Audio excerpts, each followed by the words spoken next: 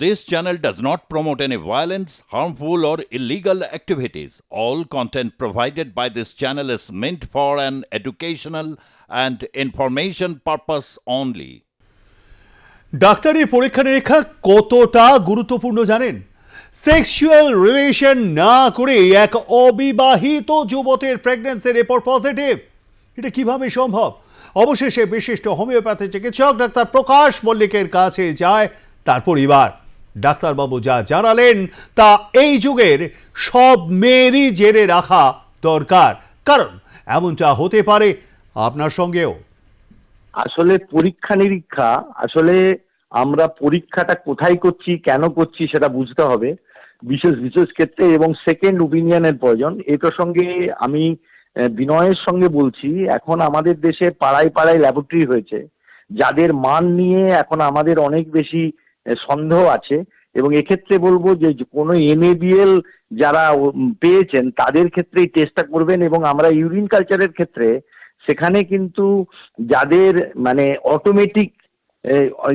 Automatic কালচারের ব্যবস্থা নেই, সেখানে যদি হ্যান্ডলি করেন সেখানে কিন্তু রেজাল্ট পাওয়াটা ঠিক নয়। যাই হোক, আমার জীবনের অভিজ্ঞতা হলো, একটি মেয়ে যাদের পারিবারিকভাবে আমার রুগীর ফ্যামিলি, একটি মেয়ে রাত্রিবেলা আমাকে ফোন করে বলছে তার ইউরিন তার মানে অ্যাকচুয়ালি মাসিক বন্ধ হয়ে গেছিল, এবং মাসিক বন্ধ হয়ে যাওয়ার কারণে সে একটা পেগ গ্যালার টেস্ট করেছে কোনো ডাক্তারবাবু মানে স্থানীয় ডাক্তারবাবুর পরামর্শে।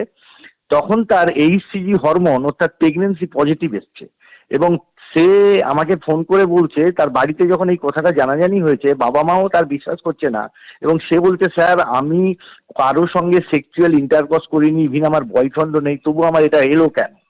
তখন সে বলল স্যার আমি বাবা মাকেও বিশ্বাস করাতে পারছি না, এবং এই প্রেক্ষিতে আমাকে আত্মহত্যা করা ছাড়া কোনো উপায় নেই। আমি তাকে আশ্বস্ত করে বললাম যে ঠিক আছে, আসলে প্রেগনেন্সি, এক্ষেত্রে আমি দর্শক বন্ধুদের বলতে চাই যে এই যে HCG পজিটিভ এসছে মানেই সে প্রেগনেন্সি, সব ক্ষেত্রে নয়।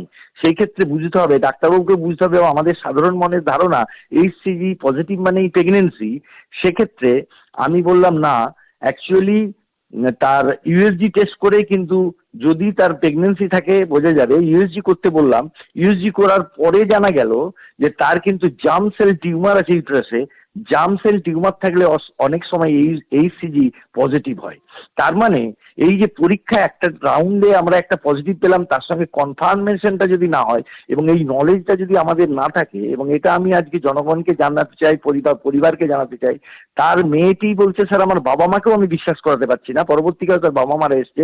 তো এই কথাটা বলতে চাইছি, সবসময় পজিটিভ হলেই তাই পরীক্ষা, বিজ্ঞান মিথ্যে কথা বলে না, কিন্তু আমরা আংশিক সত্য জেনে যখন এগোই আমরা মনে করি বা আমি মনে করি যে একটা আংশিক সত্য মিথ্যার থেকেও ভয়ঙ্কর।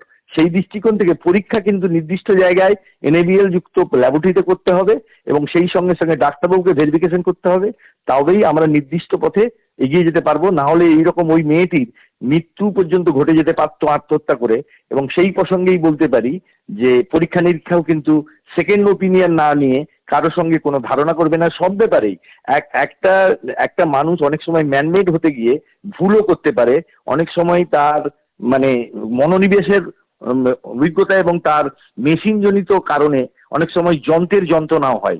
সেই সব ভাবনা থেকে বলতে চাই, পরীক্ষা নিরীক্ষা করলেই একটা পরীক্ষায় শেষ কথা বলে না।